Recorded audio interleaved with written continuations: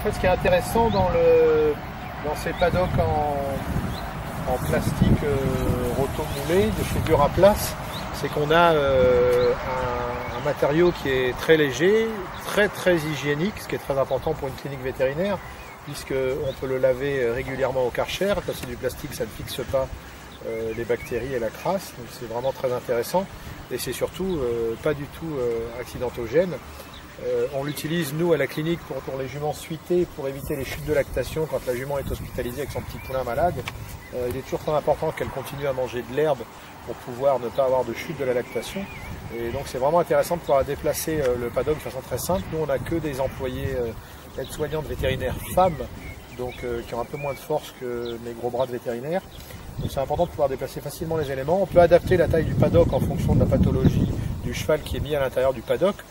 Il nous arrive d'utiliser ces paddocks très fréquemment pour des chevaux même qui ont des fractures, des vis, des plâtres, en toute sécurité.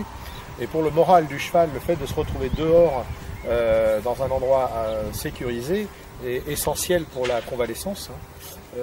Donc le fait de laisser toujours au box pose un réel problème, bien sûr de colique, et puis de morale psychologique, quoi, en fait, hein, c'est très important. Et donc c'est vraiment un matériau très intéressant, sous-utilisé, qui est quand même qui coûte un petit peu d'argent, mais qui reste quand même très raisonnable. L'investissement en plus est durable, puisque c'est quelque chose qui ne va pas vieillir du tout. Les premiers éléments qu'on a dans les paddocks, qu'on voit là-bas à droite, ils ont déjà 7 ans. Hein.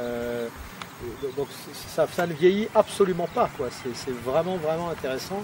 Et c'est très facile à stocker, à transporter et à moduler. Voilà, donc, et on a eu, je précise, en 7 ans, avec, nous on soigne beaucoup de chevaux de course, donc des chevaux qui vont quand même près du 100, des purs 100 principalement anglais, donc des chevaux qui ne sont pas toujours faciles à gérer, surtout en extérieur.